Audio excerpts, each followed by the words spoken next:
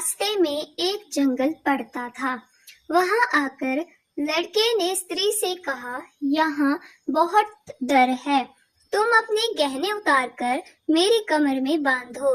लड़की ने ऐसा ही किया। इसके बाद लड़के ने कहारों को धन देकर डोले को वापस करा दिया और दासी को मारकर कुएं में डाल दिया।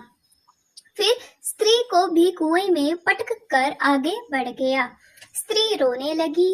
एक मुसाफिर उधर जा रहा था। जंगल में रोने की आवाज सुनकर वो वहां आया। उसे कुएं से निकालकर उसके घर पहुंचा दिया। स्त्री ने घर जाकर माँ बाप से कह दिया कि रास्ते में चोरों ने हमारे गहने छीन लिए और दासी को मारकर मुझे कुएं में धकेल कर भाग गए। बाप ने उसे ढाढ़स बंधाया और कहा कि तू चिंता मत कर, तेरा स्वामी जीवित होगा और किसी दिन आ जाएगा। उधर वह लड़का जेवर लेकर शहर पहुंचा। उससे तो जुए की लत लगी थी। वह सारे गहने जुए में हार गया। उसकी बुरी हालत हुई तो वह यह बहाना बना करके उसके लड़का हुए है फिर अपने ससुराल चला। वहां पहुंचते ही सबसे पहले उसकी स्त्री मिली। वह बड़ी खुश हुई।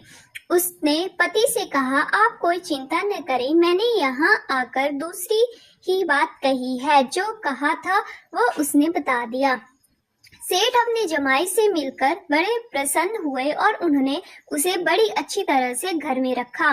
कुछ दिन बाद एक रोज जब वह लड़की गहने पहने सो रही थी, उसने चुपचाप छुरी से उसे मार डाला और उसके गहने लेकर उसके पास जाकर उसने अपने पिता का परिचय दिया और कहा कि मैं जहाज लेकर सौदागरी करने गया था, माल बेचा, धन कमाया, लेकिन लौटते समय समुद्र में ऐसा तूफान आया कि जहाज डूब गया और मैं जैसे तैसे बचकर यहाँ आ गया। उस सेठ के एक लड़की थी रत्नावती। सेठ को बड़ी खुशी हुई कि घर बैठे इतना अच्छा लड़का मिल गया। उसने उस लड़की को अपने घर में रख लिया और कुछ दिन बाद अपनी लड़की से उसका ब्याह कर दिया। दोनों वहीं रहने लगे। अंत में एक दिन वहाँ से विदा हुए। सेठ ने बहुत सा धन दिया और एक दासी को उनके साथ भेज दिया।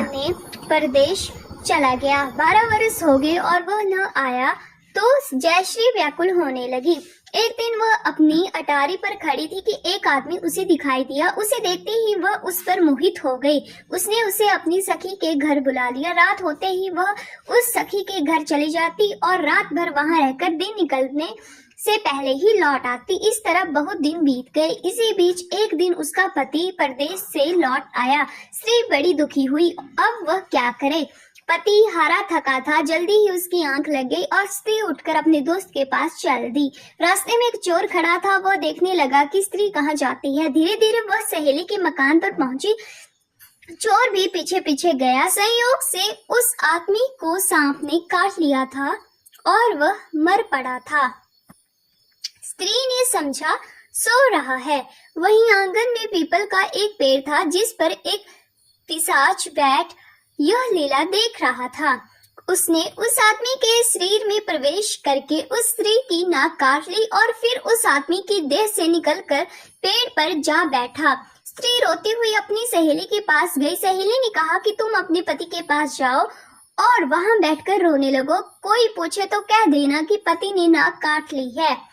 उसने ऐसा ही किया। उसका रोना सुनकर लोग इकट्ठे हो गए। आदमी जाग उठा। उसने सारा हाल मालूम हुआ तो वह बड़ा दुखी हुआ। लड़की के बाप ने कोतवाल को खबर दे दी। कोतवाल उन सबको राजा के पास ले गया। लड़की की हालत देखकर राजा को बड़ा गुस्सा आया। उसने कहा, इस आदमी को सूली पर लटका दो। वह चोर वहां खड़ा था। जब उसने देखा कि एक बेकसूर आदमी को सूली पर लटकाया जा रहा है तो उसने राजा के सामने जाकर सब हाल सच सच बता दिया।